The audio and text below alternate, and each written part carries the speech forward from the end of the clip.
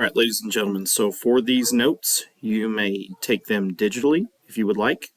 You may type them up in a doc, or you may also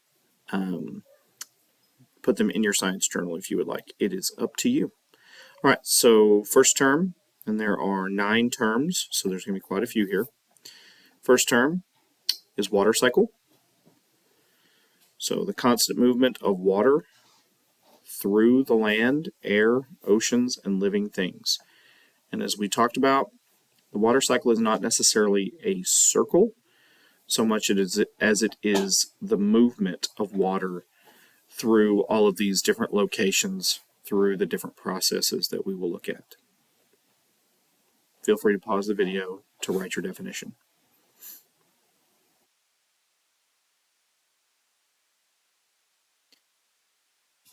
Typically, we start with evaporation in the water cycle because, as we've discussed, this is where the sun is providing the energy into the system. So evaporation is the change in state of matter from a liquid to a vapor or a gas. So it's the change in state of matter from a liquid to a vapor or gas.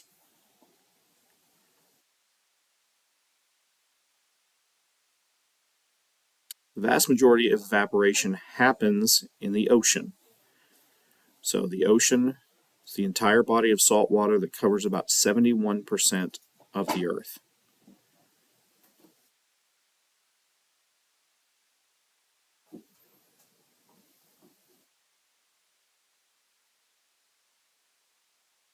The ocean is comprised of salt water. There are some lakes as well that are salty, but the vast majority of salt water is found in the oceans and a few lakes that contains 3 to 4% salt.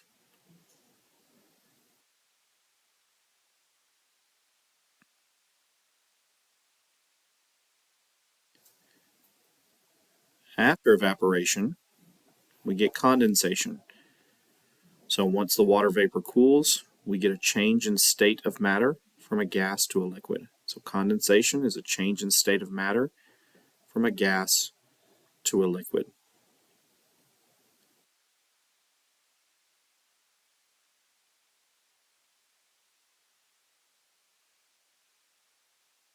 Once condensation has peaked, and the cloud is big enough and has enough mass, typically there's weather events involved as well, we get precipitation.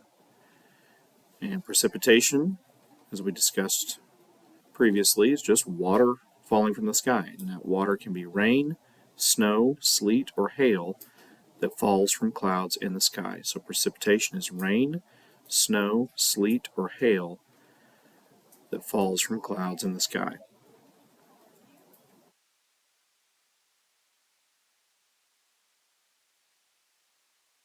With precipitation, we get fresh water. So fresh water is water found in rivers, lakes, glaciers, and ice sheets, and underground that contains a very low concentration of salt. There may still be some minerals dissolved in the water, so it's not 100% pure water, but we do consider it fresh water because most of those things are removed when it evaporates. So when it precipitates, the water is fresh.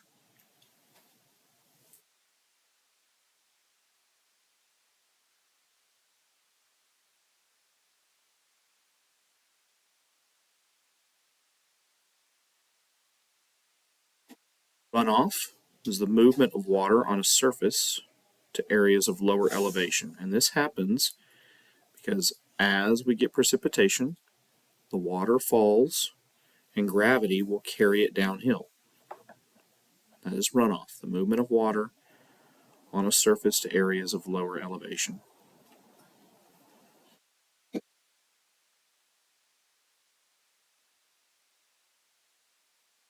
And then finally we get accumulation.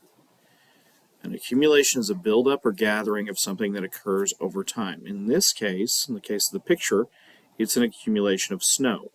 But it can also be an accumulation of water in a lake or in an underground reservoir. where you get groundwater. But accumulation is just the buildup or gathering of something that occurs over time.